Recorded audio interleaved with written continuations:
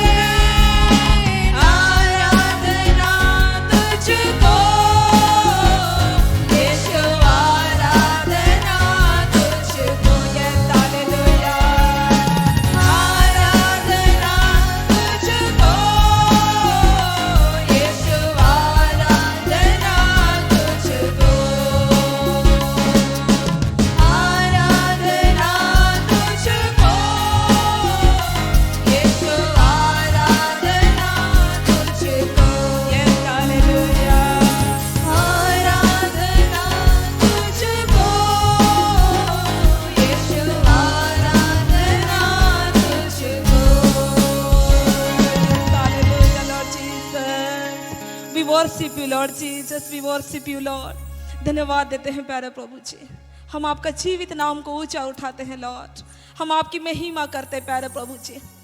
सच में लॉर्ड आदर के योग्य, महिमा के योग्य आप हैं प्यारे प्रभु जी। आपको छोड़ के और दूसरा कोई नहीं है लॉर्ड। हम जीवित परमेश्वर की आराधना करते हैं, इसके लिए धन्यवाद देते हैं। आज आपके प्रियजन हम सब प्यारे प्रभु जी आपके सम्मुख आते हैं प्यारे प्रभु जी, आपके वचन को सुनने के लिए, आपके वचन को ग्रहण करने के लिए हम लोग सब प्यारे प्रभु जी अपने हृदय को खोलते हैं लॉर्ड। जब आपके दास प्यारे प्रभु जी आपके वचन को रखते हैं, आप हम हर एक से बातें कीजिए Lord. Hallelujah Lord Jesus, hallelujah Lord Jesus, ताकि हम अपने जीवन में भरपूरी का ब्लेसिंग को प्यारे प्रभु जी लेने पाए लॉर्ड। धन्यवाद देते हैं प्यारे प्रभु जी, हम सारा आदर महिमा आपको देते हैं। प्रार्थना यीशु मसीह के नाम से मांगते हैं, आमीन आमीन। Praise the Lord, hallelujah. Welcome to the oats of manna. परमेश्वर ने एक मौका दिया आप लोगों के बीच में बड़े दिनों के बाद में आने के लिए। प्यारो, प्रभु का अनुग्रह है कि आज हम जीवित पाए जाते हैं। पिछले दिनों ये कोविड-19 जो हमारे भारत में हलचल मचा के रखा है, पिछले दिनों में हमारे परिवार में, मुझे और मेरे परिवार के बाकी लोगों को भी कोविड-19 का पॉजिटिव रिपोर्ट आया और काफ़ी सकेती में थे। परमेश्वर से प्रार्थना किए, दुआ किए। परमेश्वर ने इन पिछले दिनों में बहुत सारे बातों को सिखाया और कलीसिया ने प्रार्थना किया और आप लोग भी प्रार्थना किए और आप लोगों के प्रार्थना के द्वारा से परमेश्वर ने आज हमें खड़ा किया है और हमारा पूरा परिवार, हम लोग ऑलमोस्ट रिकवर कर चुके हैं। वो ताकत हम महसूस करने पा रहे हैं और आज परमेश्वर ने चाहा और हमारे दिल में कुछ बातों को डाला है, इसलिए आज इस चैनल के द्वारा से हम आपके सामने आ रहे हैं और ढेर सारे बातों को हम सीखने को जा रहे हैं आज। इसलिए आप सब उत्साहित हो जाइए। निश्चय परमेश्वर बातें करेगा, कई सवाल का जवाब देगा और आपको डायरेक्शन भी देगा। आइए हम लोग छोटी सी दुआ करें, हम लोग प्रार्थना करें। सर्वसामर्थी सेनाओं का यहोवा परमेश्वर पिता, इज़राइल का परमेश्वर, दाऊद का परमेश्वर, इब्राहिम का परमेश्वर, आज प्रभु परमेश्वर पिता आपने एक मौका दिया इस चैनल के द्वारा से प्रभु जी आपके प्रिय लोगों से बातें करें। आप परमेश्वर पिता उनसे प्रभु परमेश्वर पिता हम आपकी बातों को लेकर आए प्रभु जी और उनके सामने प्रभु परमेश्वर पिता आपका आवाज़ को रखने पाए प्रभु जी। इन दिनों में जो कुछ आपने सिखाया प्रभु जी, उन्हीं में से परमेश्वर कुछ बातों को इनके बीच में लाने की कोशिश कर रहे हैं। पवित्र आत्मा आप हमारी सहायता कीजिए, हमारी मदद कीजिए, ताकि हर एक श्रोता सब कोई समझने पाए और इसे ग्रहण करने पाए। यीशु मसीह के नाम से मांगते, सुनिए और ऐसे स्वर्गराज में ग्रहण कीजिए, आमीन, हालेलुया। आज जिस विषय में हम बात करना जा रहे हैं वो है the voice of great flood part 1। बड़े बाढ़ का आवाज़। एक बहुत बड़ा बाढ़ आया था, पुराने नियम हम लोग जानने पाते हैं नूह के टाइम में। और जिस थीम में हम बात करने जा रहे हैं वो है वाई नोवा फाउंड ग्रेस। नूह के टाइम में जब ये बाढ़ आया, क्यों नूह अनुग्रह प्राप्त किया, क्या रीज़न था, क्या कारण था कि नूह वो परमेश्वर जब सारे पृथ्वी में बाढ़ ला के पूरा सब चीज़ को नष्ट कर देना चाह रहा है और उसमें एक व्यक्ति परमेश्वर का अनुग्रह प्राप्त करता है, परमेश्वर का नज़र उस पर रहता है। क्या आज वो परमेश्वर का अनुग्रह आज हमें नहीं चाहिए?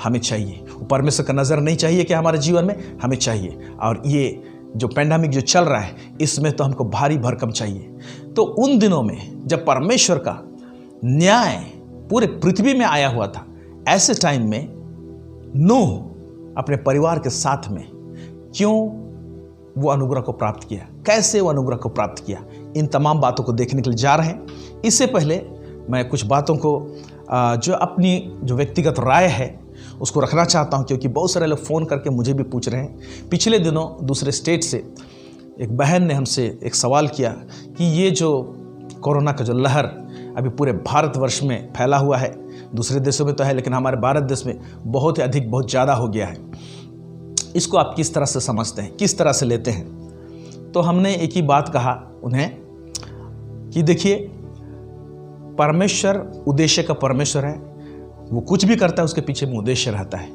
अभी जो उद्देश्य दिखाई दे रहा है वो है परमेश्वर अपने कलीसिया को, वो जो दूल्हा यीशु मसीह जो इस धरती में दुल्हन को, कलीसिया को लेने के लिए आने वाला है, उसके लिए दुल्हन को तैयार करने के लिए इन तमाम बातों को अलाउ किया है। हमने ही कहा उन्हें भी। इसलिए बहुत सारी चीज़ हैं ये कि महामारी क्यों हो रहा है। इस समय भी जब आप इस चैनल के माध्यम से मुझे देख रहे हैं, मुझे सुन रहे हैं, बहुत सारे लोग अपने प्रियजनों को खो बैठे हैं, आज उनके बीच में नहीं हैं। परमेश्वर आपके परिवार को शांति प्रदान करे ऐसे टाइम में। और मैं उस बहन को बोल रहा था कि परमेश्वर चाह रहा है कि कलीसिया रिपेंट करें, चर्च है, प्रभु के लोग जो हैं वो लोग भी मन फिराएं।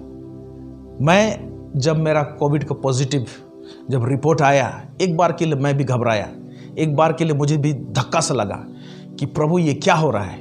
और पूरे परिवार को, हम लोग 8 लोग हैं, उसमें सिर्फ एक ही जन का नेगेटिव निकला, बाकी लोगों का जितना भी टेस्ट कराए वो लोग का पॉजिटिव निकला। उसमें बुजुर्ग पिता है और बुजुर्ग माँ है, उनको किस तरह से संभाला जाए, और नाना प्रकार का स्थिति परिस्थिति हुआ। 1-2 घंटा के लिए जरा बेचैनी सा घेरा। फिर परमेश्वर के वचन के द्वारा से हम उत्साहित हुए, परमेश्वर के वचनों को सुने। प्रभु के दास लोग वचन जब सुनाए, उनसे संपर्क किए, उन्होंने भी प्रार्थना किया और उन्होंने वचन दिया और हमको एनकरेज किया।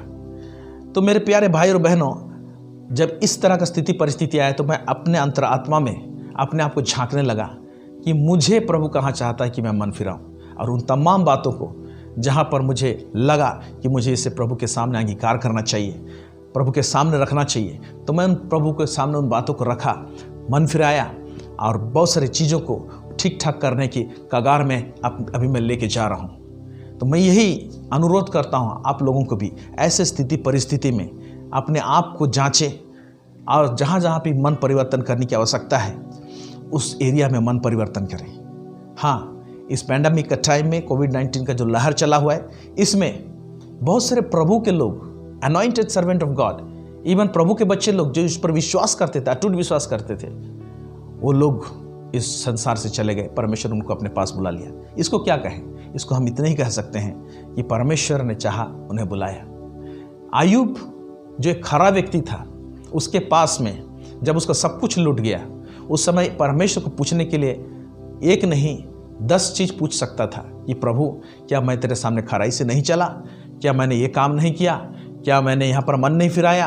क्या मेरा चाल चलन यहाँ पर ठीक नहीं था? बहुत सारे बातें परमेश्वर को बोल सकता था, क्योंकि परमेश्वर स्वयं उसको सर्टिफाई किया था कि आयूब के समान उन जमाने में कोई खरा व्यक्ति नहीं था।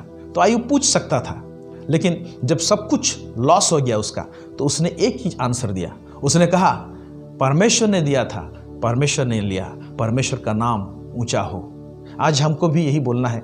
जब हमारे प्रियजन जो प्रभु में थे, हमको लगता है कि उन लोग को बचना चाहिए, लेकिन आज हमारे बीच में नहीं है, हम एक ही बात बोलकर धन्यवाद दे सकते हैं, प्रभु आपने उन्हें भेजा था, आपने उन्हें ग्रहण किया, आपने उन्हें उद्धार दिया, आपने उनको छुटकारा दिया, अपने पास लिया, आनंद विश्राम में लिया, आपका नाम को हम ऊंचा करते हैं। इस प्रकार से ही परमेश्वर को बोल सकते हैं और ये सही आंसर रहेगा और ये हमारे हृदय को तसल्ली पहुंचा सकता है। अब क्या, जो दूसरे लोग बच गए हैं, आप बच गए हैं, मैं बच गया हूं, मेरा परिवार अभी बचा हुआ है, क्यों बचाया? परमेश्वर का एक उद्देश्य है, एक उद्देश्य है। उद्देश्य है कि हम अभी इसके बाद और अपने जीवन में लापरवाही ना करें और परमेश्वर का राज का विस्तार जो होना है, क्योंकि अभी कलीसिया उठाया नहीं गया है, सुसमाचार का प्रचार और प्रसार का काम अभी भी जारी है और अभी होना चाहिए और जोर शोर से होना चाहिए, क्योंकि लोगों के अंदर में डर है, भय है, ऐसे उथल पुथल है। ऐसे टाइम में तसल्ली का सुसमाचार, एक आशा भरा सुसमाचार उनके हृदय को निश्चय छुएगा। इसलिए परमेश्वर आपको और मुझे इसलिए बचाया है कि हम परमेश्वर की बातों को लेकर आएं और लोगों के हृदय में तसल्ली पहुंचाएं हम लोग। अब जो लोग हम लोग बच गए हैं और जो लोग बचेंगे या तो रिकवर कर लेंगे इस कोविड-19 से और प्रभु उनको सुरक्षित इस लहर से बचा के लेके जाता है, तो एक चुनौती है कि हम लोग इसमें कैसे सरवाइव करें, आगे कैसे हम लोग बढ़ें, हम लोग का डायरेक्शन क्या होगा, हम लोग कैसे उस अनुग्रह को प्राप्त करें, उस अनुग्रह को थामे रहें। जो अनुग्रह इतना बड़ा भयंकर जो बाढ़ आया, एक फ्लड आया नूह के टाइम में, परमेश्वर ने भेजा, उस टाइम में अनुग्रह प्राप्त किया, लिखा हुआ है नूह। अब हमारे जीवन में भी आज जो ये भी बाढ़ आया हुआ है कोविड-19 का, इसमें हमको अनुग्रह चाहिए। तो इन तमाम बातों को देखेंगे कि नूह क्यों अनुग्रह प्राप्त किया, कैसे अनुग्रह प्राप्त किया, हम लोग कैसे अनुग्रह प्राप्त कर सकते हैं। उन तमाम बातों को इस टॉपिक में हम लोग देखने के जा रहे हैं। इसलिए आप लोग उत्साहित हो जाइए, निश्चय परमेश्वर आपसे बात करने को जा रहा है। हालेलुया। हम उस खंड में से पढ़ना चाहेंगे जो उत्पत्ति 6 उसका 5 से लेके 12, इसको पढ़ेंगे और आप इसको ध्यान से देखिए। यहोवा ने देखा कि मनुष्य की बुराई पृथ्वी पर बढ़ गई है और उनके मन के विचार में जो कुछ उत्पन्न होता है वह निरंतर बुरा ही होता है। और यहोवा पृथ्वी पर मनुष्य को बनाने से पछताया, लिखा हुआ है, और वह मन में अति खेदित हुआ मनुष्य को चाल चलन को देखकर। आज भी जो स्थिति परिस्थिति है, मनुष्य के चाल चलन को देखकर, इवन कलीसिया के लोगों को, अपने चुने हुए लोगों का चाल चलन को देखकर परमेश्वर खेदित होता है। आगे लिखता है, तब यहोवा ने कहा, मैं मनुष्य को जिसकी मैंने सृष्टि की है पृथ्वी के ऊपर से मिटा दूंगा। क्या मनुष्य, क्या पशु, क्या रेंगने वाले जंतु, क्या आकाश के पक्षी, सबको मिटा दूंगा, क्योंकि मैं उनके बनाने से पछताता हूं। इसके बाद एक खास बात लिखा हुआ है, परंतु यहोवा का अनुग्रह की दृष्टि नूह पर बनी रही। नूह की वंशवाली यह है, नूह धर्मी पुरुष और अपने समय के लोगों में खरा था, और नूह परमेश्वर ही के साथ साथ चलता रहा। ये भी खास बात है। और नूह से शेम और हाम और यापेत नाम 3 पुत्र उत्पन्न हुए। उस समय पृथ्वी परमेश्वर की दृष्टि में बिगड़ गई थी और उपद्रव से भर गई थी। ऐसे टाइम में लोग पैदा हुए हैं। और परमेश्वर ने पृथ्वी पर जो दृष्टि की तो क्या देखा कि वह बिगड़ी हुई है, क्योंकि सब प्राणियों ने पृथ्वी पर अपना अपना चाल चलन बिगाड़ लिया है। ऐसे स्थिति परिस्थिति, गंभीर स्थिति परिस्थिति पृथ्वी भर में है। परमेश्वर को किसी का चाल चलन नहीं भा रहा है, और परमेश्वर की नाराजगी है, उसका रात है बोलने चलेगा, उसका प्रकोप भड़कने वाला है। एक चीज मैं बताना चाहता हूं, जब हम अपने परिवार में, घर में मान लीजिए 10 लोग हैं, उसमें 9 लोगों के ऊपर में अगर गुस्सा रहता है तो कई बार क्या होता है, जो 10वां व्यक्ति जो रहता है वो गुस्सा 10वां व्यक्ति के ऊपर उतार देते हैं, भले ही वो सही रहे। लेकिन परमेश्वर ऐसा नहीं किया। सारे पृथ्वी भर में लोगों का चाल चलन बिगड़ गया है, परमेश्वर को नहीं भा रहा है। और परमेश्वर अभी न्याय लाने वाला है और उसकी नाराजगी है। उसकी नाराजगी है, लेकिन उसी टाइम में एक छोटा परिवार जो 8 प्राणी का है, नूह का परिवार, उसके ऊपर में परमेश्वर का अनुग्रह था, लिखा हुआ है। सो परमेश्वर अपना अनुग्रह को, ऐसे नहीं कि बहुत सारे लोग जो परमेश्वर को नाराज कर दिए हैं, उसमें से एक व्यक्ति सही चल रहा है तो उनका नाराजगी को भी इसके ऊपर में डालेगा या इसके ऊपर नाराज हो जाएगा। नहीं, परमेश्वर अपना अनुग्रह किसके ऊपर डालना है और किसके ऊपर रखना है, इसको भली भांति वो जानता है। नूह के ऊपर में परमेश्वर का दृष्टि रहा और नूह के ऊपर में परमेश्वर का अनुग्रह ठहरा रहा। Hallelujah, praise the Lord. इस जो चीज को हमने पढ़ा, यहां पर मुझे एक चीज अट्रैक्ट करता है, but Noah found grace in the eyes of God. नूह परमेश्वर के नजरों में अनुग्रह पाया। ये बात जो है ना, ये बड़ा ही खास लगता है। अब सवाल पैदा होता है कि नूह ने किस प्रकार से अपने आप को पोजीशनिंग किया था, किस प्रकार से अपना रख रखाव किया था, कैसे रखा था कि नूह के ऊपर में परमेश्वर का अनुग्रह था। क्या पोजीशनिंग था उसका? आज हमारा क्या पोजीशनिंग है परमेश्वर के सामने, उसकी हुजूरी में? एक बात लिखता है, नूह परमेश्वर के साथ साथ चला। इसका मतलब होता है कि नूह परमेश्वर का हृदय, उसका दिल का धड़कन को महसूस करने पाता था, उसके सोच विचार को जानने पाता था, उसको परसीव करने पाता था, उसको समझने पाता था, उसको लेने पाता था। परमेश्वर का दिल बोल क्या रहा है इसको सुनने पाता था, तब जाके उसके साथ साथ चला। Hallelujah, praise the Lord, hallelujah. अब नूह के पास में वो जो अपने आप को जो पोजीशनिंग किया, रेडी किया कि अनुग्रह को प्राप्त करे, वो एक ही दिन का बात नहीं है। वो सीखा परमेश्वर के साथ साथ चलना। एक ही दिन में कोई नहीं सीखता है। और नूह को एक स्पेशल मैसेज मिला था। उस मैसेज को हम लोग देखेंगे, परमेश्वर की तरफ से मिला था एक खास मैसेज। उस मैसेज को समझने की कोशिश किया, उससे उसने स्टडी किया और नज़दीक होता चला गया, परमेश्वर के करीब होता चला गया। वो मैसेज क्या है? और इस मैसेज के द्वारा से एक प्रॉफिटिक मैसेज नूह के जीवन में आया है। हम उस खंड को पढ़ेंगे जो उत्पत्ति उसका 5 उसका 21 से लेके 29 तक यहाँ पर यूँ लिखा हुआ है। उत्पत्ति 5 उसका 21 से 29। जब हानोक 65 वर्ष का हुआ तब उससे मेतुशला का जन्म हुआ। हानोक का बेटा मेतुशला है। मेतुशला के जन्म के पश्चात हानोक 300 वर्ष तक परमेश्वर के साथ साथ चलता रहा। अब हानोक जो है वो भी परमेश्वर के साथ साथ चलता रहा और उसके और भी बेटे बेटियां उत्पन्न हुई। इस प्रकार हानोक की कुल आयु 365 वर्ष की हुई। हानोक परमेश्वर के साथ साथ चलता था, फिर वह लोप हो गया क्योंकि परमेश्वर ने उसे उठा लिया। वाह, वंडरफुल। जब मेतुशला 187 वर्ष का हुआ तब उससे लेमेक का जन्म हुआ। मेतुशला से लेमेक पैदा हो रहा है।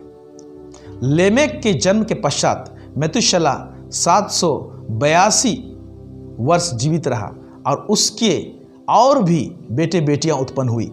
इस प्रकार मेतुशला की कुल आयु 969 वर्ष की हुई। तत्पश्चात वह मर गया। जब लेमेक 182 वर्ष का हुआ तब उसके एक पुत्र का जन्म हुआ। उसने यह कहकर उसका नाम नूह रखा।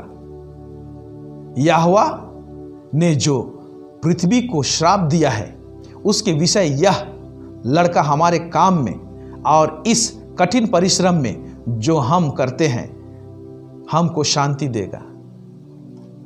नूह का पिता जो लेमेक है उसने भी एक प्रॉफिटिकल मैसेज दिया। उसका नाम को हानोक रखा, नूहा रखा और उसको उसका मतलब बताता है कि क्या सोचकर उसका नाम को नूह रखा। बोलता है यहोवा ने जो पृथ्वी को शाप दिया है उसके विषय यह लड़का हमारे काम में और उस कठिन परिश्रम में जो हम करते हैं हमको शांति देगा। यस, एक खास लड़का था। नूह खास व्यक्ति था। हम लोग देखते हैं इसी नूह को परमेश्वर ने इस बड़े बाढ़ से बचाया और एक बहुत बड़ा प्रोजेक्ट दिया उसको जहाज बनाने के लिए। उसमें नूह और उसके बच्चे, उसकी पत्नी, 8 प्राणी ये लोग उसमें सुरक्षित बच गए। Praise the Lord. आगे देखेंगे, इसमें हम लोग एक खास बात को देखते हैं। नूह को एक प्रॉफिटिक मैसेज मिला था, कुछ खास होने वाला है, कुछ भयंकर चीज होने वाला है। वो मैसेज कहाँ से पाया उसने?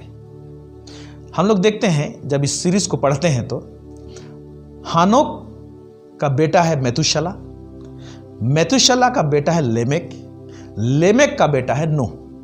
यानी मेतुशला जो है नूह का दादाजी है और हानोक जो है वो परदादा है, मतलब उसका अपना दादा का पिताजी। अब मेतुशला जो नाम है ये एक बहुत गजब का नाम है। जब हानोक मेतुशला का नाम को रखा, एक जबरदस्त मीनिंग इसमें है। उन दिनों में बाइबल नहीं था, लोग परमेश्वर को खोजते थे, परमेश्वर उनके साथ एनकाउंटर होता था, उनकी आवाज को लोग सुनते थे, वो लोग पवित्र आत्मा का मदद से वो लोग आगे बढ़ते थे और कई एक जो घटनाएं होती थी उसके द्वारा से लोग समझने की कोशिश करते थे कि परमेश्वर क्या चाहता है। और ऐसे टाइम में जो लोग परमेश्वर के साथ साथ चलते थे वो लोग अपने बच्चों का जब नाम रखते थे उसमें भी मैसेज रहता था। अब हानोक ने उसके बेटे मेतुशला को मेतुशला नाम क्यों दिया? हानोक के विषय में कहा गया है कि वो परमेश्वर के साथ साथ चला और परमेश्वर ने उसे उठा लिया, वो लोप हो गया बोल रहा है। यानी ये भी जबरदस्त व्यक्ति था। जो परमेश्वर के साथ साथ चलते हैं उनके लाइफ में जरूर कुछ ना कुछ टेस्टिमनी होगा। परमेश्वर के साथ साथ चलने वाला का व्यक्ति जो है वो असरदार पक्का होगा। तो अपने जमाने में हनोक भी असरदार रहा और उसका उठाए लिया जाना जो है एक ब्रेकिंग न्यूज़ था उन दिनों में। और वो न्यूज़ केवल उसी जमाने में नहीं रहा, वो जरूर उसके नीचे तक उतरा है। उनका मेतुशला, उनका बेटा जानता है उसका बाप के विषय में कैसे परमेश्वर के साथ साथ चलता था। मेतुशला ने उस इंफॉर्मेशन को लेमेक को ट्रांसफर किया है, लेमेक ने उस बात को नूह को ट्रांसफर किया है, क्योंकि लेमेक जो है इसको भी बुद्धि है कि मेरा बेटा का नाम क्या देना चाहिए। एक प्रोफेटिक नेम दिया है। नूह का नाम यूं रखा, क्यों रखा? यहोवा ने जो पृथ्वी को शाप दिया है उसके विषय यह लड़का हमारे काम में और यह कठिन परिश्रम में जो हम करते हैं हमको शांति देगा। नूह को ये सोच के, ये सारे बातों को सोच के उसने नूह का नाम को रखा है। यानी हम लोग देखते हैं ये लोग सब स्पिरिचुअल व्यक्ति हैं। नूह हनोक से लेके, मेतुशला से लेके, लेमेक से लेके नूह तक देखते हैं। नूह भी परमेश्वर के साथ साथ में चला। Hallelujah, praise the Lord. बहुत ध्यान से सुनिएगा इस बात को। अब मेतुशला जो नाम है वो हिब्रू वर्ड में, इब्रानी भाषा में, क्योंकि मैं अभी हिब्रू का टीचर नहीं हूं, मैं थोड़ा बहुत कुछ जानता हूं कि हिब्रू का कॉन्सेप्ट क्या होता है। हिब्रू जो वर्ड है और जो लेटर्स हैं और जो भाषा है बहुत ही रिच है, बहुत ही जबरदस्त है, टॉप क्लास बोलेंगे वर्ल्ड में। ये परमेश्वर का लैंग्वेज है बोल सकते हैं हम लोग। इसलिए बहुत गंभीर बातों को लेकर आता है, एक एक लेटर में रहता है, एक एक वर्ड में रहता है, और हर एक जो लेटर है उसका एक एक अंक भी होता है उनका। जैसे हम लोग ए के लिए 1 बोल सकते हैं, बी के लिए 2 बोल सकते हैं, उसी तरह से एग्जैक्टली ऐसे नहीं, लेकिन जैसे उसका अल्फ़ाबेट सब है उसका एक एक अंक भी दिया गया है। 1 2 3 फिर 10 20 30 50 ऐसे करके दिया गया है। उसमें भी एक गहरा गहरा मीनिंग है, दैविक प्रकाशन सब है। तो मेतुशला जो नाम है, सिंपल ढंग से मैं आपको बताना चाहता हूं कि ये नाम का मतलब होता है when he is did it shall be sent. मतलब मेतुशला का नाम का मतलब होता है जब वह मर जाएगा तब भेजा जाएगा। जब मेतुशला मर जाएगा तब भेजा जाएगा। इस नाम का मतलब यह है। अब हनोक एक प्रोफेट था, परमेश्वर के साथ साथ चलता था, एक प्रोफेटिकल नाम दिया है। यह नाम मैसेज दे रहा है पूरा वर्ल्ड को। उस जमाने में हनोक के आसपास जो लोग थे, जिस एरिया में लोग रहते थे, मैसेज यह है कि जब मेतुशला मरेगा तब भेजा जाएगा। क्या भेजा जाएगा? क्या भेजा जाएगा? एक बाढ़ भेजा जाएगा, एक न्याय इस पृथ्वी में उतरेगा। यह मैसेज दे रहा था मेतुशला। अब मेतुशला जो है ये नूह का दादाजी है। तो नूह का, अब नूह क्या हो रहा है? नूह भी परमेश्वर के साथ साथ चलता था। इसीलिए नूह का एक स्पिरिचुअलाइज, आत्मिक आंख या तो आत्मिक समझ जब झांकता है, उसका दादाजी का नाम को उठाता है मेतुशला। और मेतुशला का जो व्यक्ति है उसका वाहवाह होना जरूरी है, क्योंकि उन दिनों में सबसे ज्यादा अधिक उम्र मेतुशला का है 969। सबसे ज्यादा बाइबल में जो सबसे ज्यादा जीवित रहा है उम्र है वो है 969, जो मेतुशला का है। किसी का नहीं है, इवन आदम का नहीं है, आदम से भी ज्यादा है। ये वंडरफुल है। सो मेतुशला जो नाम है उसका मतलब होता है when he is did it shall be sent. जब मेतुशला मर जाएगा तो भेजा जाएगा। क्या भेजा जाएगा? क्या भेजा जाएगा? इसको नूह ने परमेश्वर के साथ चलते चलते पकड़ लिया, रिसीव कर लिया कि एक न्याय आने वाला है। बाद में तो परमेश्वर उसको क्लियर किया ही किया, लेकिन इससे पहले ही मैं समझता हूं, क्योंकि ये खास व्यक्ति है, परमेश्वर के साथ साथ चलने वाला व्यक्ति है, उसने मेतुशला का नाम का मतलब को उसने उठा लिया, उस मैसेज को प्राप्त कर लिए, जो प्रोफेटिक मैसेज है इसमें कि परमेश्वर इस धरती में एक बहुत बड़ा न्याय लाने वाला है, एक विनाश लाने वाला है। और उस विनाश में एक चीज का डिमांड होगा। जब विनाश होगा इस पृथ्वी में, और परमेश्वर के पास में तो एक दर्शन है। कौन सा दर्शन है? कि परमेश्वर अपने पुत्र यीशु मसीह को इस जगत में भेजने वाला है। गेत्सेमानी के बाग में उसने एक चीज कह दिया था। क्या कहा था? सांप को जब उसने श्राप दिया, क्योंकि सांप से होके शैतान बातें किया था, उसने कहा था मैं स्त्री के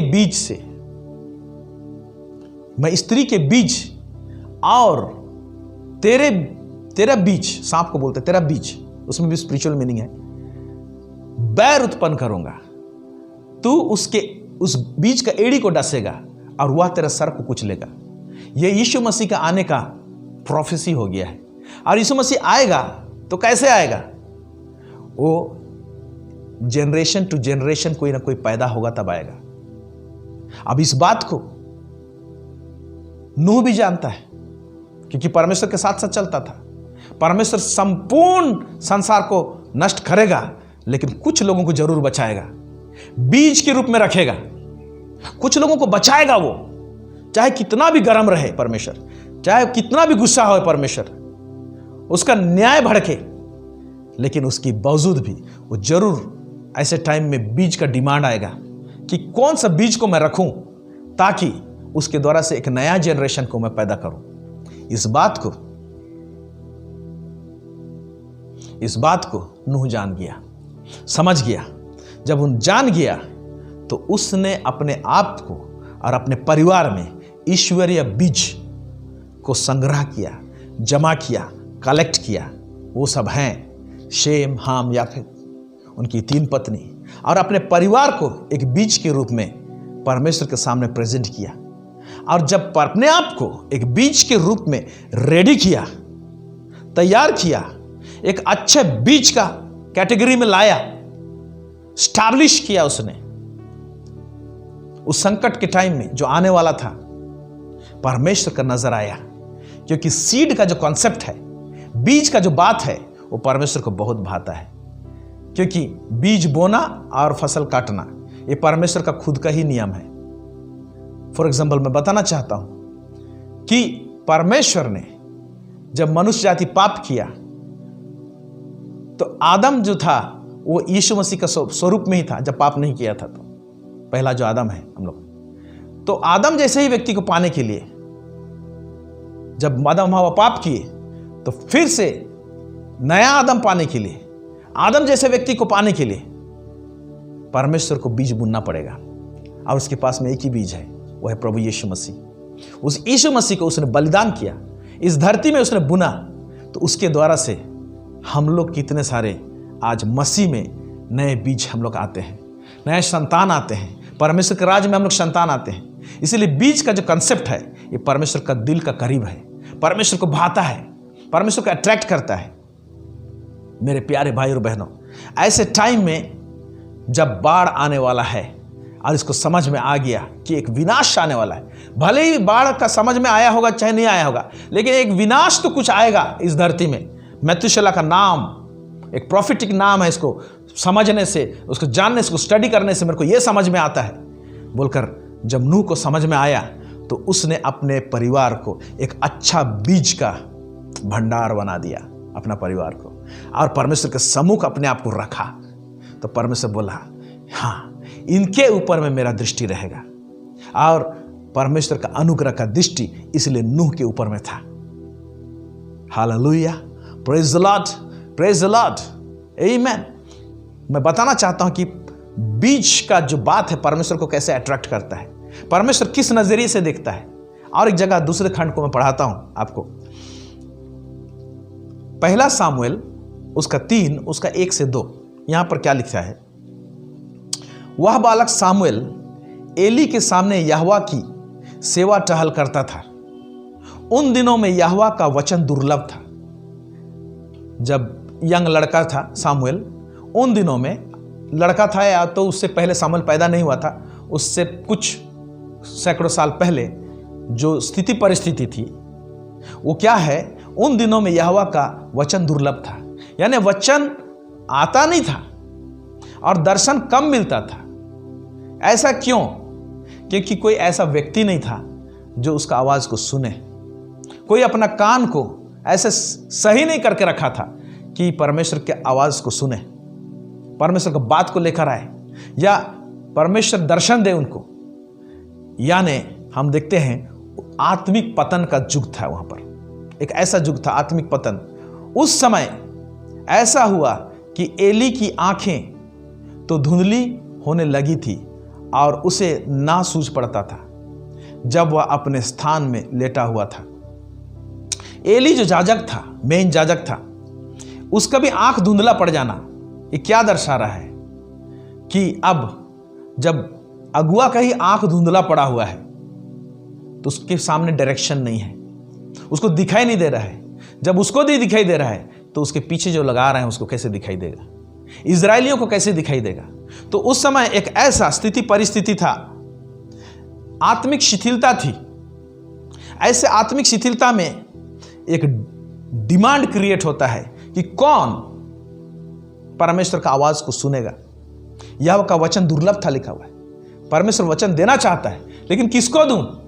कोई अपने आप को पोजीशन करके नहीं रखा है, कोई अपने आप को सही ढंग से प्लेस करके नहीं रखा है कि मैं दर्शन भी दूं उनको। तो इस समय में ऐसा कोई बीज खोज रहा है परमेश्वर कि वो बीज मेरे सामने बढ़े तो मैं अपना वचन दूं और मैं दर्शन दूं। हालेलुया। और परमेश्वर के सामने में हन्ना और एल्काना उसका पति ने उस बीज को प्रेजेंट किया। किसके रूप में? सामुएल के रूप में। ये हन्ना जो वो बांझ थी, काफी समय से संतान के लिए तड़प रही थी और लोग प्रतिवर्ष सिलो में लोग जाते थे और बलिदान चढ़ाते थे, आराधना करते थे, साल में एक बार जाते थे और हर बार वो प्रार्थना करती थी होगी संतान के लिए,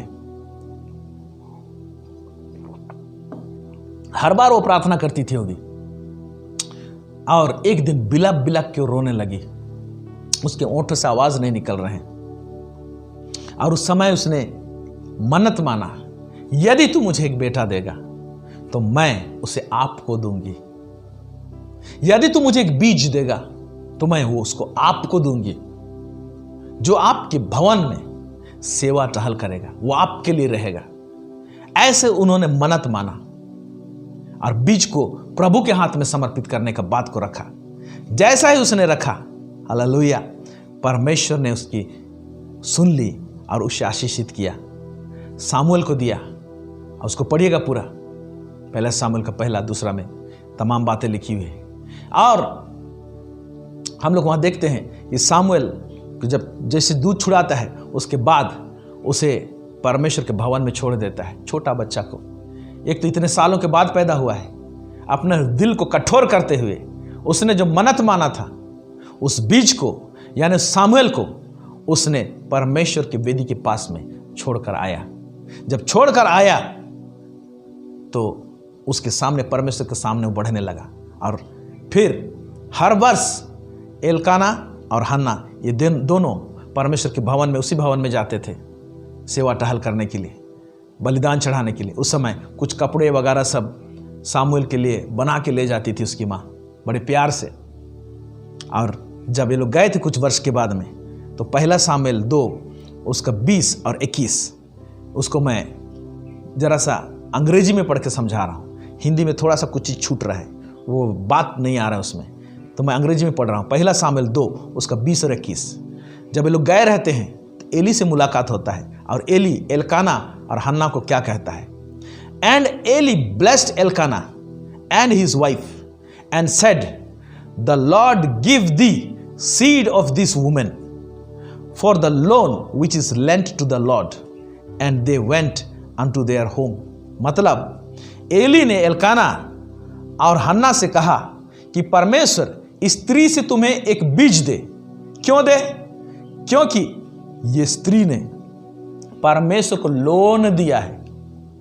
कैसे लोन दिया है? सामुएल जो बीज है, उस समय जो डिमांड था उस डिमांड को पूरा किया है।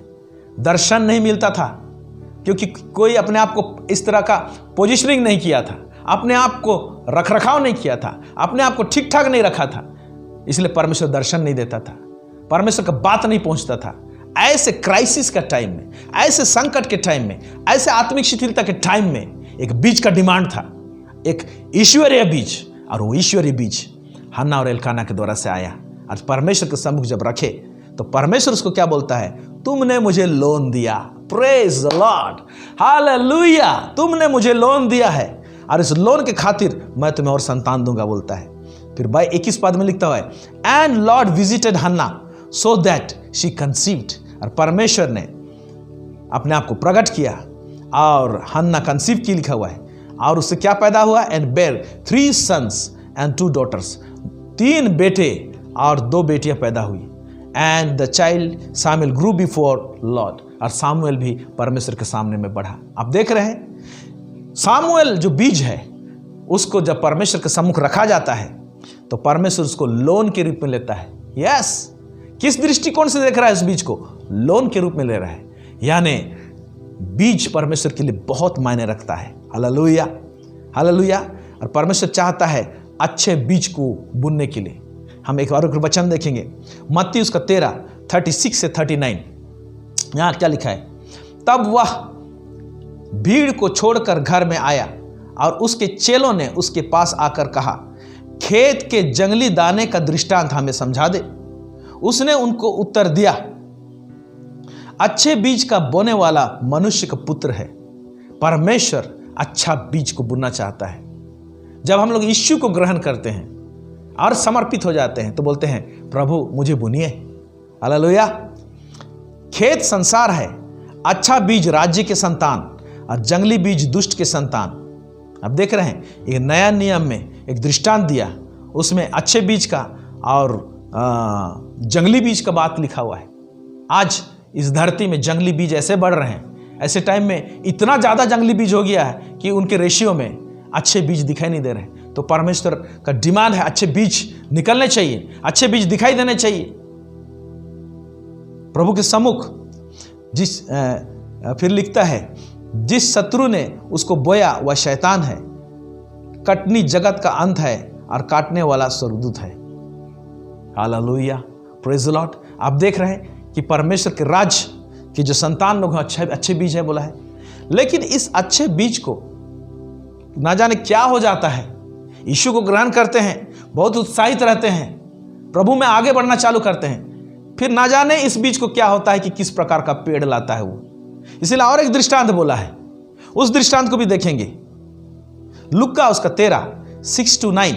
यहां क्या लिखता है? फिर उसने यह दृष्टांत भी कहा, किसी की अंगूर की बारी में एक अंजीर का पेड़ लगा हुआ था। यह अंजीर का वृक्ष असल में देखा जाए तो ये इज़राइल को कह रहा है, लेकिन क्योंकि दृष्टांत है, दृष्टांत में और भी कई भावनाएं हैं, कई विचारधारा है परमेश्वर के, पवित्र आत्मा के, उसको समझने की कोशिश कर। उस विचारधारा को मैं लाना चाह रहा हूं। फिर उसने यह दृष्टांत भी कहा, किसी अंगूर की बारी में एक अंजीर का पेड़ लगा हुआ था। वह उसमें फल ढूंढने आया, मालिक उसमें फल ढूंढने आया, परंतु ना पाया।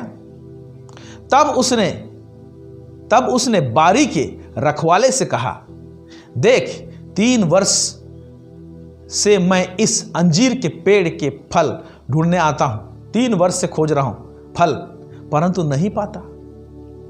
जो बीज लगाया गया था, आज हम अच्छे बीज तो बोलते हैं, लगाते हैं, लेकिन कहीं हमारा मालिक, हमारा खुदा, हमारा परमेश्वर को कितने वर्षों से हमारे चारों तरफ चक्कर मार रहा है, फल की आशा कर रहा है। क्या हम फल ला रहे हैं? हमारे जीवन में कौन सा फल दिखाई दे रहा है? यीशु को ग्रहण किए, बपतिस्मा लिए, अन्य भाषा भी बोल रहे हैं, लेकिन आज हमारे मुंह से झूठ, हमारे मुंह से छल की बातें, गालियां, गंदी बातें, अशुद्ध भाषा, अशुद्ध बातें, नुक्ताचीनी की बातें, नाना प्रकार का चाल चलन, ये हमारे जीवन में दिखाई देता है। तो प्रभु बोलता है, मुझे ग्रहण किया, मैं अच्छा बीज समझ के इसको लगाया तो हूं, लेकिन क्या ये पेड़ के समान 3 साल चक्कर मार रहे हैं? यहां पर लिख रहा है। हो सकता है आपके जीवन में यीशु आपको ग्रहण किए हैं, हम यीशु प्रभु को ग्रहण किए हैं, 10 साल हो गए हैं, चक्कर मार रहा है मालिक खुदा बाप कि इसमें फल क्या दिखाई दे रहा है? कुछ भी फल नहीं दिखाई दे रहा है। तो इसको क्या कह रहा है यहां पर? देख 3 वर्ष से मैं इस अंजीर के पेड़ में फल ढूंढने आया हूं, परंतु नहीं पाता। इसे काट डाल कि यह भूमि को भी क्यों रोके रहे। उसने उसको उत्तर दिया, हे स्वामी, उत्तर दे रहा है उसका रखवाला। आज यीशु मसीह को उत्तर देना पड़ता है, हे स्वामी, हमें इस वर्ष और रहने दे कि मैं इसके चारों ओर खोद कर खाद डालूं। यदि आगे को फले तो भला, नहीं तो इसे काट डालूंगा। यानी एक मोहलत मांग रहा है। आज यीशु मसीह भी पिता परमेश्वर के दाहिने हाथ बैठकर हमारे लिए जुआ करता है। जब प्रार्थना कर रही है तो हो सकता है आपके लिए मोहलत मांगा है, आपके लिए मोहलत मांगा है, मेरे लिए मोहलत मांगा है। हमको हो सकता है कि हम लोग फल लाए हैं, लेकिन जिस पैमाने में हमको फल लाना चाहिए हम उस पैमाने में फल नहीं लाए। तो परमेश्वर आज इर्द गिर्द मंडरा रहा है। अभी इस कोरोना वायरस के टाइम में, पैंडेमिक के टाइम में, ये परमेश्वर मंडरा रहा है। क्या आप बोलेंगे, प्रभु मुझे एक मौका दीजिए, मुझे रिकवरी होने के लिए, मुझे इस महामारी से बचा लीजिए, मेरे परिवार को बचा लीजिए। कुछ मेहनत किया जाएगा हमारे बीच में, नीचे गड्ढा खोदा जाएगा। यीशु मसीह को हम गड्ढा खोदने देंगे। पवित्र आत्मा कुछ कार्य करना चाहता है, गड्ढा खोदना चाहता है, कुछ खाद देना चाहता है, उसमें कुछ विटामिन डालना चाहता है, कुछ स्पिरिचुअल विटामिन हमारे लाइफ में इंजेक्ट करना चाहता है पवित्र आत्मा। उसके लिए मौका देंगे। अगर आज परमेश्वर को कहेंगे कि मुझे फलदायी वृक्ष बनाइए, मुझे एक अच्छा बीज बनाइए, या तो मेरा बीज का जो क्वालिटी है ये कहाँ गड़बड़ा गया। यस, परमेश्वर एक अच्छा बीज चाहता है, एक अच्छा पेड़ चाहता है, और उस पेड़ में से अच्छा फल चाहता है। आज भी अच्छा बीज का डिमांड है। क्यों? जिस समय में नूह के टाइम में जैसे अच्छा बीज का डिमांड था, उसने अच्छा बीज के रूप में अपने आप को प्रेजेंट किया, परमेश्वर का अनुग्रह हुआ। आज भी डिमांड है, क्योंकि परमेश्वर का काम खत्म नहीं हुआ है। उसका राज का विस्तार होना, उसको सुसमाचार का फैलना, इसका काम खत्म नहीं हुआ है। इसीलिए वो उन बीज को खोज रहा है जो सच्ची निष्ठा के साथ, विश्वास योग्यता के साथ में परमेश्वर के राज्य का फैलाव का काम को करने पाए, लेजी ना बने हो, अपने आप को आलसी ना बनाए। हालेलुया। क्या आप परमेश्वर को बोलेंगे, प्रभु मुझे एक मोहलत दीजिए, एक मौका दीजिए प्रभु जी, मैं अपने आप में खुद भी मैं मेहनत करूंगा प्रभु जी, तेरे बुलाहट के अनुसार, और इससे पहले जो फल नहीं लाया अब फल दिखाई देगा प्रभु, मुझे एक समय दीजिए। और अपने आप को जांचेंगे, मन परिवर्तन करेंगे, जहां जहां हमें ठीक करना है उन बातों को ठीक करेंगे, तो प्रभु हमारे ऊपर में भी वो ग्रेस देगा, अनुग्रह देगा, और आपको और मुझे इस पैंडेमिक से बचाएगा। लेकिन प्रभु पीछा जरूर करेगा कि तुम्हें बचाया है मैं, तुम करोगे क्या, कर क्या रहे हो मेरे लिए। हम कैसे सेवा कर सकते हैं परमेश्वर का? पहला तो प्रार्थना करके, अपने पड़ोसियों के लिए प्रार्थना कीजिए, अपने गांव के लिए प्रार्थना कीजिए, अपने प्रियजनों के लिए प्रार्थना कीजिए जो लोग उद्धार नहीं पाए हैं, अपने शहर के लिए, अपने नगर के लिए प्रार्थना कीजिए। जिन लोगों तक सुसमाचार नहीं पहुंचा है उन लोगों तक सुसमाचार पहुंचाइए। अगर कोई पहुंचा नहीं सकता है तो जो पहुंचाने वाला है उसको मदद कीजिए। परमेश्वर के राज्य में बीज बुनिए। परमेश्वर सुसमाचार का प्रचार और प्रसार के काम के लिए आप जो सहायता चाहिए वो मुहैया कराइए। इस तरीके से परमेश्वर का सेवा कर सकते हैं। अभी धन बटोर कर जमा करने का टाइम नहीं है, अभी बिखेरने का टाइम है। परमेश्वर के राज्य का विस्तार के लिए सुसमाचार फ्री है, लेकिन उसका प्रेजेंटेशन फ्री नहीं है। उसका प्रेजेंटेशन फ्री नहीं है मेरे प्यारे भाई बहन। मैं सिंपल सा बात आपको समझाना चाह रहा हूं। आज जो टेलीकास्ट हो रहा है, मालूम मेरे स्टूडियो में मैं सिर्फ अकेला हूं। आज मुझे याद आ रहा है,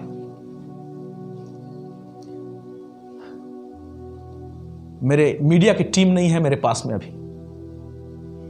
इस प्रोग्राम को एडिट करने वाले लोग नहीं हैं। इसको मुझे खुद को एडिट करना पड़ेगा, क्योंकि हम क्वारंटाइन में अभी भी हैं। मैं उनको बुला नहीं सकता यहां पर।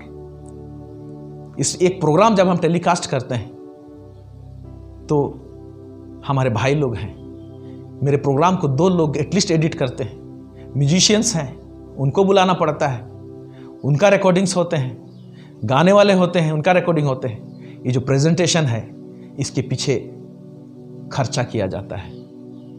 लेकिन आज जब इस टेलीकास्ट को हम कर रहे हैं, मेरे प्यारे भाई बहनों, इसको मैं अकेले स्टूडियो में हूँ, खुद रिकॉर्ड कर रहे हैं, खुद इसको सामने लेकर आ रहे हैं और खुद का एडिटिंग किया हुआ चीज़ आपके पास में आ रहा है।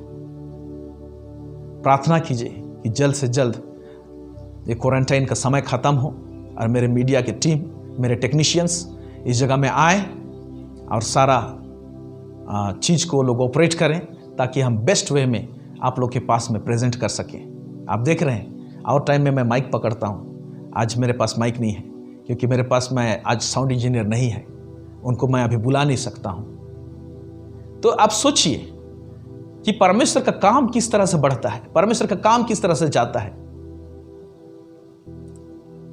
आप नहीं जा सकते हैं तो भेजिए किसी को, जो लोग जा रहे हैं उसको सपोर्ट दीजिए, उनको उनका हाथ को आगे बढ़ाइए, उनके लिए प्रार्थना कीजिए। Hallelujah, praise the Lord.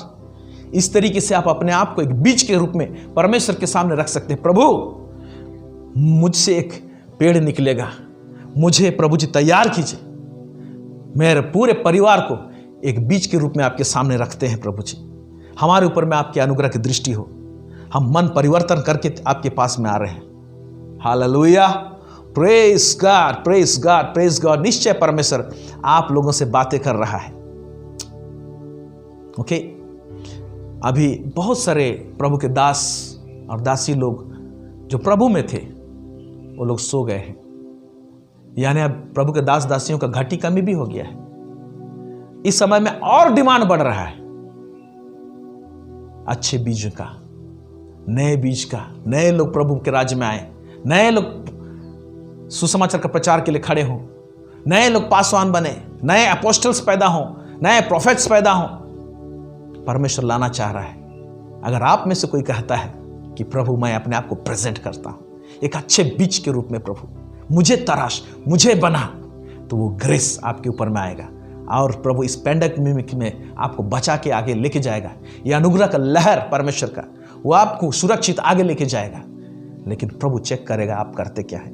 बहुत लोग जल्दी से भूल जाते हैं कि प्रभु मुझे कहाँ से निकाला, कौन सा दुख से निकाला, कौन सा समस्या से निकाला। इन 17-18 दिनों में हमने देखा एक एक बात प्रभु का अनुग्रह, उसको हम भूल नहीं सकते।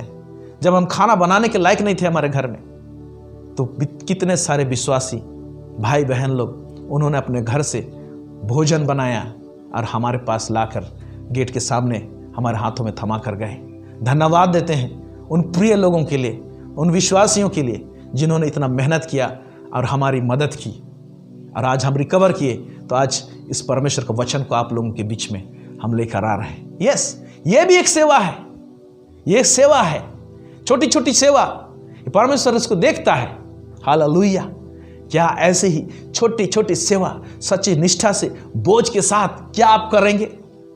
हालेलुया, आमीन, आमीन। सो मेरे प्यारे भाई और बहनों, आज परमेश्वर ऐसा बीज खोज रहा है। तो आज ये जो कोरोना का महामारी का जो सीजन चल रहा है, इस टाइम में हम जो बीज कहला रहे हैं, हमको भी एक प्रोसेस में होकर जाना पड़ेगा।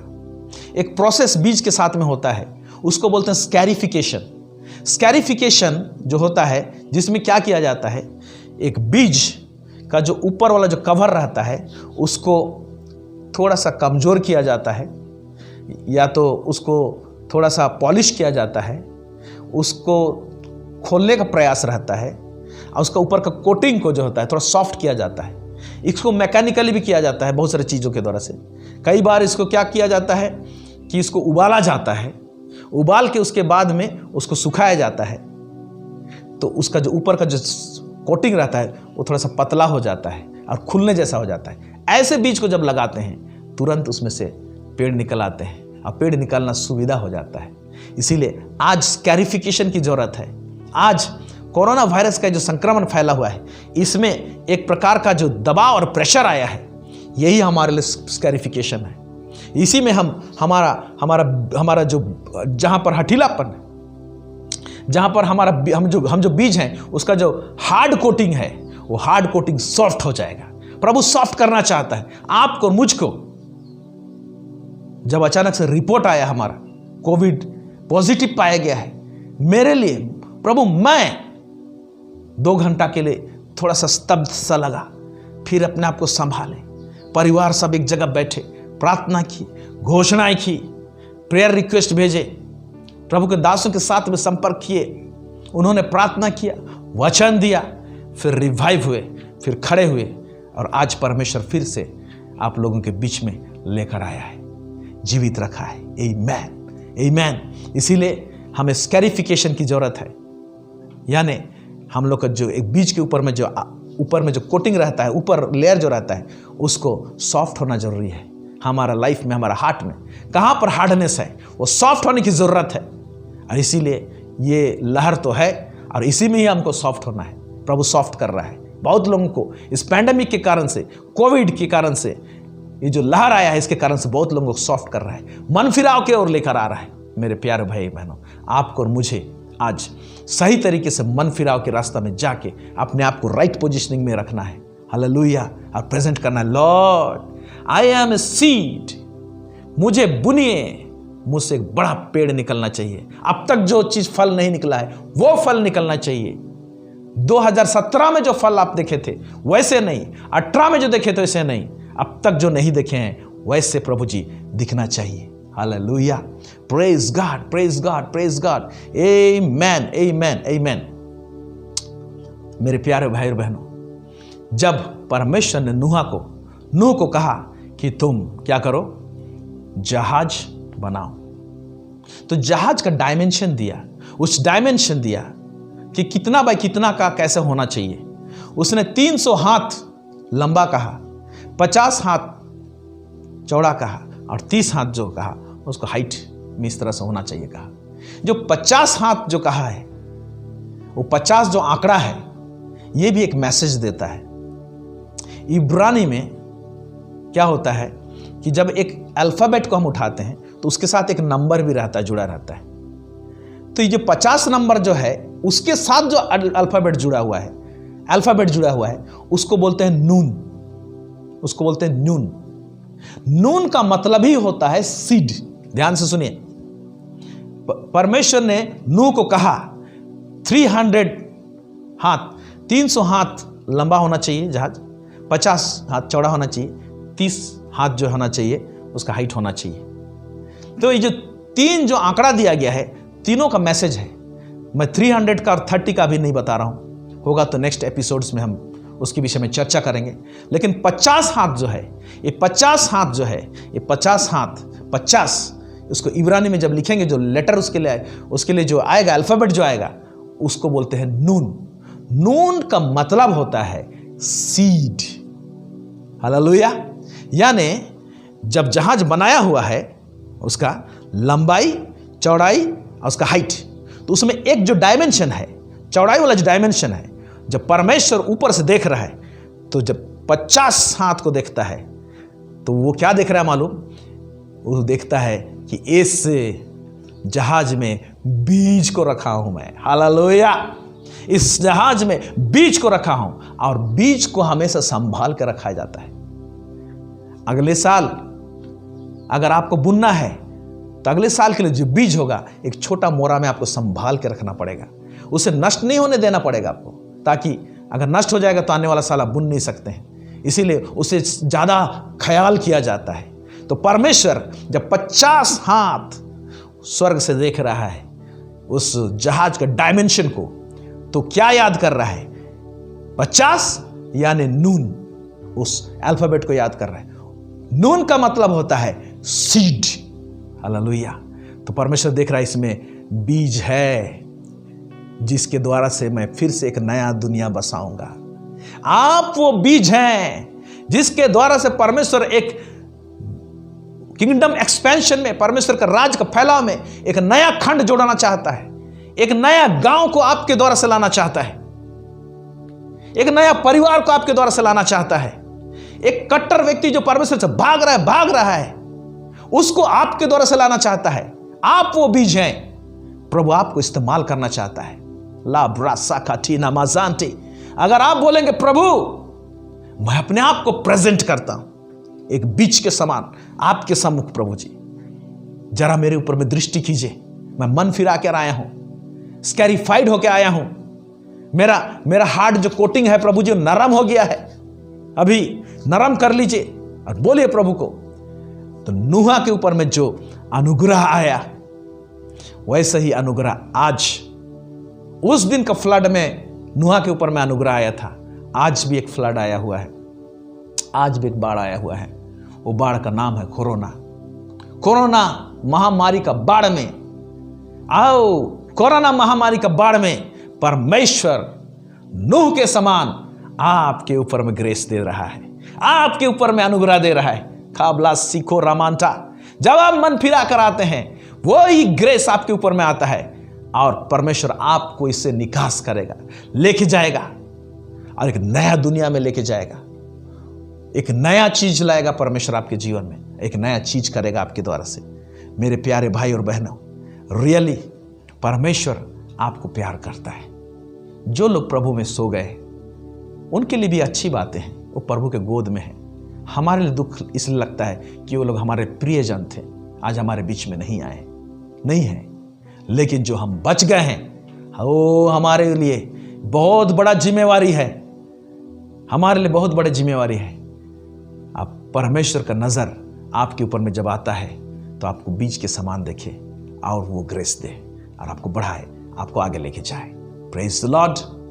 आज की इस विषय में परमेश्वर जो हमसे बातें कर रहा है, ऐसे टाइम में भी उसका अनुग्रह एक परिवार के ऊपर में आ सकता है, आपके ऊपर में आ सकता है, एक व्यक्ति के ऊपर में आ सकता है, आप जहां पर हैं वहां पर आ सकता है, क्योंकि उस जगह के लिए आप खास व्यक्ति हैं।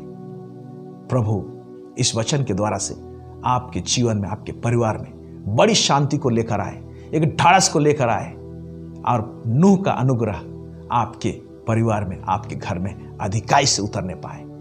आइए हम प्रार्थना करें। सर्वसामर्थी सेनाओं का यहोवा परमेश्वर पिता, इज़राइल का परमेश्वर, दाऊद का परमेश्वर, इब्राहिम का परमेश्वर, आपको बहुत बहुत धन्यवाद देते हैं लॉर्ड। इस समय जितने लोग प्रभु जी इस वचन को सुने हैं लॉर्ड, और प्रभु जी पश्चातापी हृदय और पश्चातापी मन के तरफ प्रभु परमेश्वर पिता, हर एक का मन अगर मुड़ रहा है प्रभु जी, पवित्र आत्मा के द्वारा से सहायता कीजिए, ताकि प्रभु परमेश्वर पिता आपके सम्मुख दीन और नम्र हो जाए प्रभु जी हम, और अपने आप को प्रभु जी ऐसा तैयार कर ले प्रभु जी, एक अच्छे बीज के समान आपके सामने हम प्रेजेंट होते हैं प्रभु जी, क्योंकि बीज आपके लिए मायने रखता है प्रभु जी। और इस अंतिम युग में अच्छे बीज का और भी डिमांड है आपके राज्य में लॉर्ड, डिमांड है प्रभु जी। उस डिमांड को हम पूरा करना चाहते हैं प्रभु जी, इसमें आप सहायता कीजिए लॉर्ड, आप मदद कीजिए प्रभु, यीशु मसीह के नाम से मांगते हैं, आमेन amen amen amen. Thank you हमारे साथ में जुड़ने के लिए। परमेश्वर आप सबों को अधिकाई से आशीष दे। God bless you. Thank you so much.